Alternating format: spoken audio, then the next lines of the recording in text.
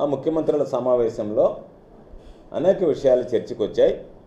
చర్చకు వచ్చినటువంటి విషయాలు అనేక రకాలైనటువంటి అనుమానాలకి తావిస్తున్నాయి.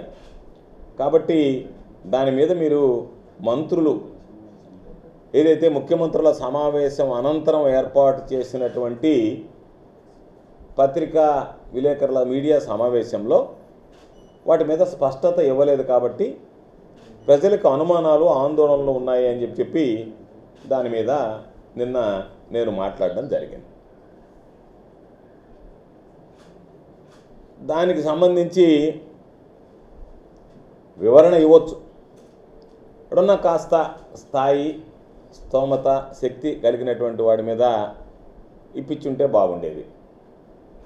ఆ పీసోడు సోమిరెడ్డి చేత ఈరోజు దాని మీద వివరణ పేరిట వివరణ ఏమీ లేదు, కానీ ఆయన కేవలం నన్ను విమర్శించడానికి నా మీద రకరకాలైనటువంటి వాగ్బాణాలు ప్రదర్శించిపోయాడు.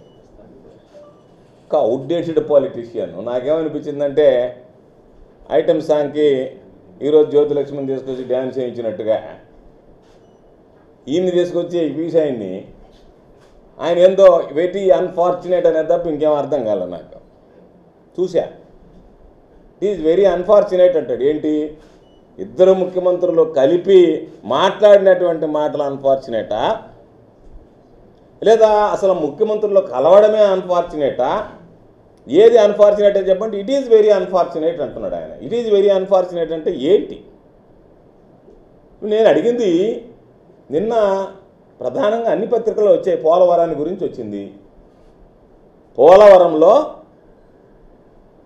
ముంపు మండలాలకు సంబంధించినటువంటి గ్రామాలని తిరిగి మాకు ఇవ్వండి అని చెప్పి ఈనాడుతో సహా అన్ని పేపర్లో వచ్చాయి.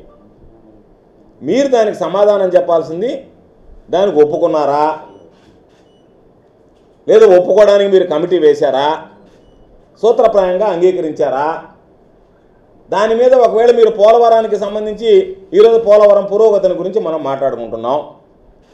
పోలవరం పురోగతిలో మేము ముందుకు వెళదాము, చర్చల్లో మరింతగా ప్రగతి సాధిద్దాము, ఉన్నటువంటి సమస్యలను పరిష్కరిద్దాము అని చెప్పి పోయినటువంటి మీరు ముంపు మండలాలకు సంబంధించినటువంటి గ్రామాలను వెనక్కి రావాలనేటువంటి డిమాండ్ వాళ్ళు తెచ్చిన వెంటనే మీరు మనం ముందుకు వెళ్తున్నామా వెనక్కి నడుస్తున్నామా అనేటువంటిది తెలియకుండా మీరు ఇటువంటి డిమాండ్లు తెస్తారా అని చెప్పాల్సింది పోయి, లేదు ఇటువంటివి మేము ఎట్టి పరిస్థితుల్లో కూడా ఒప్పుకునేది లేదు, జరిగినటువంటి వాటి గురించి మరలా ఈరోజు మాట్లాడుతున్నారు అనేటువంటి దాని గురించి కాస్త గట్టిగానే మీరు హెచ్చరించాల్సింది పోయి, మేము అధికారులతో ఒక కమిటీ, మంత్రులతో ఒక కమిటీ, వీళ్ళిద్దరి వల్ల కాకపోతే ముఖ్యమంత్రులతో ఒక కమిటీ అని చెప్పి మీరు చెప్పారు.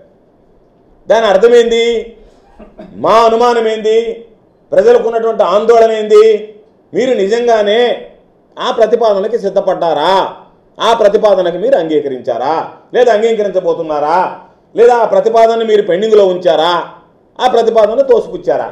అంతే కదా. దాని మీద స్పష్టత ఇవ్వమంటే దాని మీద స్పష్టత ఇవ్వకుండా మేము అడిగినటువంటి వాటికి ఎవడో ఒకటి క్యాబరీ డాన్సర్ని తీసుకొచ్చి వాళ్ళ చేత మమ్మల్ని తిట్టించడం తప్ప మేము అడిగినటువంటి దాంట్లో ఏదన్నా తప్పుందా? మిమ్మల్ని అడిగింది ఏంది? మేము అయ్యా ఇదిగో పోలవరానికి సంబంధించి మనం ముందుకు వెళ్లాల్సినటువంటి పరిస్థితుల్లో చర్చలు పురోగతి సాధించడానికి వెళ్ళారా, తిరోగమనం దిశగా చర్చలను తీసుకువెళ్ళడానికి మీరు వెళ్ళారా? అయిపోయినటువంటివి, పరిష్కారం అయిపోయినటువంటి వాటిని పక్కన పెట్టి పరిష్కారంలో ప్రధానంగా పెండింగ్లో ఉన్నటువంటి అంశాల మీద మాట్లాడతామని మీరు వెళ్ళి పరిష్కారమైనటువంటి అంశాలను మరలా తవ్వి వాటిని వెనక్కి తీసి మేము వాటి గురించి మాట్లాడతాము అని చెప్పని నిన్న ఆ సందర్భం ఎందుకు వచ్చింది అని మేము అడిగాం.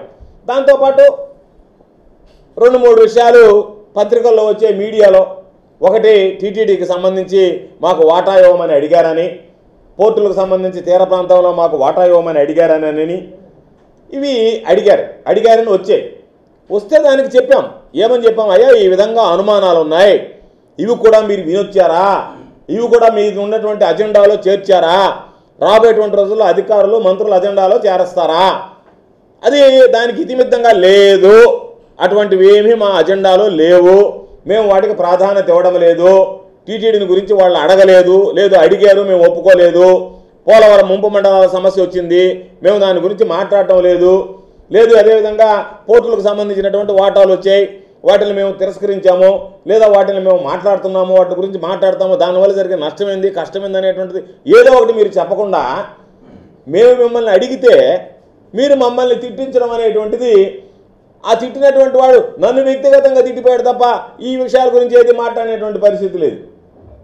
కాబట్టి ఈరోజు మేము మిమ్మల్ని మరలా ఇంకొకసారి అడుగుతున్నాం, అయ్యా మీ నిర్వాహకం వల్ల 100కి 100 రూపాయలు ఓటుకు కేట్లు కేసులో మరలా చెప్తున్నాం, ఓటుకు కేట్లు కేసులో తమరు చేసినటువంటి నిర్వాహకం వల్ల, చంద్రబాబు చేసినటువంటి నిర్వాహకం వల్ల ఈరోజు ఆంధ్ర రాష్ట్రం నష్టపోయింది.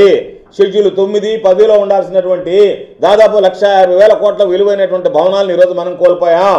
నిన్నటి దాంట్లో వెళ్ళే చెప్పారు ఏమని, మేము భవనాలు ఇవ్వం, మీకు కావాలంటే స్థలం ఇస్తామని. అక్కడ స్థలం తీసుకుని నువ్వేం చేస్తావు? ఇల్లు కట్టుకుంటాడా చంద్రబాబు ఇంకొక ఇల్లు, లేదా కొడుకు ఒక ఇల్లు, మనవాడికి ఒక ఇల్లు కట్టించడానికి ఏమన్నా స్థలాలు సేకరిస్తావా? దేనికోసం మీరు వెళ్ళారు? మీకున్నటువంటి అజెండా ఏంది? మీరు మాట్లాడాల్సినటువంటి అంశాలు ఏంది?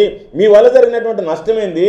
ఆ నష్టాన్ని మీరు ఏ విధంగా పూడుస్తారు అని చెప్పని దాని మీద మేము నిన్న మాట్లాడితే దాని మీద వివరణ ఇవ్వాల్సింది పోయి రకరకాలైనటువంటి మాటలు. అంటే మీ మనసులో ఒకటి ఉంది, దాని నుంచి సబ్జెక్టు డైవర్ట్ చేయడానికి ప్రయత్నం చేస్తున్నారు. దయచేసి మీరు డైవర్ట్ చేయబాకండి, డైవర్ట్ చేసేటువంటి పరిస్థితి తీసుకురాబాకండి. తీసుకొస్తే ఏమవుతుందంటే మీరు అప్రతిష్ట పాలవుతారు, ప్రజలు మిమ్మల్ని నమ్మరు. ముఖ్యమంత్రుల సమావేశం అంటేనే ఒక ఫాస్ట్గా జోక్గా మారిపోయేటువంటి పరిస్థితి ఏర్పడుతుంది. కాబట్టి మీరు మీ మీద వచ్చినటువంటి ఏ ఒక్క అంశం మీదైనా సరే మీరు ఏమి చర్యలు తీసుకున్నారనేది కాకుండా, తర్వాత 2 మంత్రులకు సంబంధించినటువంటి జాయింట్ మీటింగ్ జరిగింది, మీడియా సమావేశం జరిగింది, దానిలో విషయాలు వచ్చాయి. ఈ విధంగా వాళ్ళు అడిగారు, మేము కాదన్నామని ఆంధ్ర మంత్రులు చెప్పలేదు, లేదు మేము అడిగాం వాళ్ళు దీని మీద ఏం వివరణ ఇచ్చారని చెప్పి తెలంగాణ మంత్రులు చెప్పలేదు. ఎందువల్ల ఒక పత్రికలో, ప్రధానమైనటువంటి పత్రికలో వచ్చినటువంటి ఆ పోలవరం విషయాన్ని మీరు దాచిపెట్టాల్సినటువంటి అవసరం ఏర్పడింది. ఇదే అనుమానాలకు తావిస్తుంది అని చెప్పి అడుగుతున్నాం. దాని మీద మాట్లాడమంటే ఎవడో ఒకడు పీసోని తీసుకొచ్చి నన్ను తిట్టించడం కాదు కదా, నేను కాదు కదా మాట్లాడింది. అక్కడ మీరు మాట్లాడి వచ్చినటువంటి విషయాన్ని బయటికి చెప్పాం. అదేమంటే సాక్షి పేపర్ అంటాడు, సాక్షి పేపర్ దీనికి సంబంధం ఏముంది? అదేమంటే రామోజీరావు చాలా మహానుభావుడు అంటాడు. 2 ముఖ్యమంత్రులకి రామోజీరావుకి సంబంధం. రామోజీరావు మంచివాడే, రామోజీరావు చంక నువ్వు నాకితే మాకేమన్నా అభ్యంతరం అని చెప్పలే నేను. రామోజీరావు చంక నేను నాకుతానయ్యా అంటే, అయ్యా నువ్వు నాకడానికి అభ్యంతరం అంటే నేను నాకుతాను, రామోజీరావు చంక అంటే మీరెవరు అభ్యంతరం చెప్పడానికని మీరు మమ్మల్ని అడగాలి. నువ్వు రామోజీరావు చంక నాకినా, రామోజీరావు కొడుకు కిరణ్ చంక నాకినా మాకు వచ్చినటువంటి నష్టం ఏమి లే. నువ్వు ఈనాడు పత్రిక ఇలాంటిది, సాక్షి పత్రిక అలాంటిదని కాదు చెప్పాల్సింది.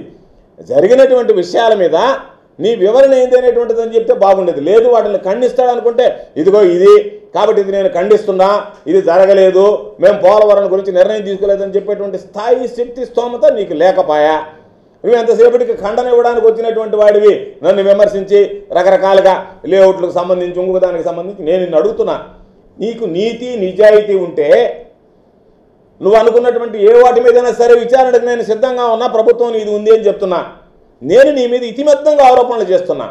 నువ్వు దామోదరం సంజయవయ్య ధర్మల ప్రాజెక్టు కింద అక్రమంగా, అన్యాయంగా ఫ్లై యాష్ ఏదైతే నిబంధనలకు విరుద్ధంగా నెలకి ₹1,00,000 ఒక్కొక్క బల్కర్కి వసూలు చేస్తూ నువ్వు నీ కొడుకు సొమ్ము చేసుకుంటున్నాడు. నువ్వు దాని మీద ఈరోజు విచారణ జరిపించడానికి సిద్ధమా? మీ ప్రభుత్వం సిద్ధమా? చంద్రబాబు సిద్ధమా? ఏ విధంగా జరుగుతున్నాయి అక్కడ అక్రమాలు అనేటువంటి దాని మీద మాట్లాడు. జరగలేదు అక్రమాలు, నేను విచారణ జరిపిస్తాను అనేటువంటి మాట మాట్లాడు. నేను మరలా చెప్తున్నా, ఈరోజు వెళ్ళండి, మీడియా వెళ్ళండి, అక్కడ వివరాలు సేకరించండి. ఏపీ జన్కో దగ్గర నుంచి బల్కర్లు దొంగతనంగా నువ్వు ఒక మనిషిని పెట్టి నెలకు ₹1,00,000 వసూలు చేసి ఒక్కొక్క బల్కర్కి 20 బల్కర్లు రవాణా చేస్తున్నాయా లేదా? నెలకి ₹20 లక్షల నువ్వు కొట్టేస్తున్నావా లేదా? దాని మీద నేను అడిగామన్నా. దాని మీద సమాధానం చెప్పమంటే నన్ను తిట్టడం కాదు, నువ్వు అధికారంలో ఉన్నావు, నువ్వు దానికి సమాధానం చెప్పు. లేఅవుట్ యజమానుల దగ్గర బెదిరించి నువ్వు డబ్బులు వసూలు చేస్తున్నావు, కోట్లాది రూపాయలు వసూలు చేశావు. వసూలు చేసినటువంటి డబ్బుతో నువ్వు ఇప్పుడు నెల్లూరులో ఉన్నటువంటి ఇల్లు కొనుగోలు చేశావు, అవునా కాదా? నేను వసూలు చేయలేదంటే నువ్వు ప్రమాణం చేయమని చెప్పా. నువ్వు దానికి అన్ని మూసుకుని వెళ్ళిపోతున్నావు ప్రమాణం చేయమంటే. కాబట్టి నేను అడిగింది ఏంది, అయ్యా నువ్వు ఈ పనులు చేయబాక సర్వేపల్లి నియోజకవర్గాన్ని అభివృద్ధిలో అగ్రగామని నిలబెట్టుకొని అవినీతిలో అగ్రగామలను నిలబెడుతున్నావా నువ్వు ఈ గలీజు పనులు చేసానంటే? ఎందుకంటే గతంలో మా మీద చేశావు. నేను ఈరోజు చెప్తున్నా, నేను నీ మీద చేసినటువంటి వాటిని నిరూపించడానికి సిద్ధంగా ఉన్నా.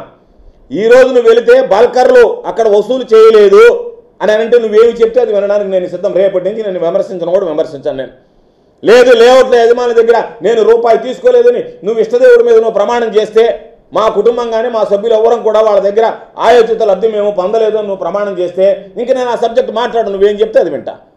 నువ్వు ఆ పక్క యమకొట్టుడు కొడతా దానికి సంబంధించినటువంటి దాంట్లో మాట్లాడితే నీకు కడుపు మండితే ఎట్లా? దాని మీద దీని మీద పెట్టి మమ్మల్ని దూషించుకోవాలనుకున్న ఆలోచన చేస్తే ఎట్టా?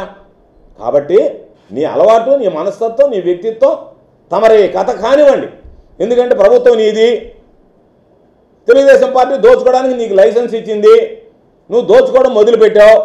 లేఅవుట్ల గురించి ఎక్కడ లేఅవుట్ గురించి మాట్లాడుతున్నావు? నీ ఇంటి చుట్టూ ఉండే లేఅవుట్ల గురించి మాట్లాడు. సిగ్గుతో తలదించుకోవాలి, ఎక్కడ సిగ్గు తలబెట్టుకోవాలో తెలియదు నువ్వు. కాబట్టి నీ వ్యవహారం, నీ బ్రతుకు, నువ్వు ఒక మనిషివిగా, నీది ఒక బ్రతుకుగా నువ్వు మాట్లాడితే ఎట్లా? మాట్లాడేటప్పుడు కాస్త ఇది ఉండాలి. నీ దగ్గర నీ బ్రతుకు అసలు ఎప్పుడన్నా సరే ఒక విలువ ఉందా, ఒక విశ్వసనీయత ఉందా? నువ్వు నీతిమంతుడువా? నీ బ్రతుకే అవినీతిమయం. అటువంటి అవినీతి బ్రతికేటువంటి వాడివి నువ్వు ఏదో విషయాల మీద వచ్చినప్పుడు వాటి గురించి మాట్లాడకుండా వ్యక్తిగతంగా మాట్లాడాలనుకుంటే ఏమనుకుంటున్నావు? నీలాగా నీతి జాతి లేని బ్రతుకు ఎవరిది ఉండదు. నీలాంటి అధముడు ఎవడో ఉండడు. కాబట్టి నువ్వేమన్నా అనుకున్నావేమో నేను గెలిచానని. నీలాగా నీ ఉడత బెదిరింపులుగా మరొకదానికో భయపడం. నువ్వు ఒళ్ళు దగ్గర పెట్టుకొని, నోరు దగ్గర పెట్టుకొని మాట్లాడితే మంచిదని హెచ్చరిస్తున్నాం. కాబట్టి నువ్వేదన్నా మా ప్రభుత్వం, నేను ఎమ్మెల్యే అని అనుకుంటున్నావు. నువ్వు ఎమ్మెల్యే అయినా, ప్రభుత్వం నీదైనా, నువ్వు మంత్రి అయినా, ఒకవేళ నువ్వు ముఖ్యమంత్రి స్థాయికి ఎదిగిన, ఎందుకంటే ఇప్పుడు అందరిని తిడుతున్నారని నాకు మంత్రి లేదని చెప్పి ఉదయం పూట రాత్రి పూట పాపం మందు కొట్టినప్పుడు చంద్రబాబుని, ఉదయం పూట మందు దిగినప్పుడు లోకేష్ని తిడుతున్నావంట. కాబట్టి రేపు నువ్వు పొగులు రాత్రి మందు కొట్టి ఇద్దరిని తిట్టినా, నువ్వు ఏ స్థాయిలో ఎదిగినా నువ్వేమీ చేయలేవు. కాబట్టి ఏదన్నా మాట్లాడేటప్పుడు కాస్త ముందు వెనక చూసి మాట్లాడు. ఒళ్ళు దగ్గర పెట్టుకొని, నోరు అదుపులో పెట్టుకొని మాట్లాడితే మంచిదని సోమిరెడ్డికి నేను హితవు చెప్తున్నా.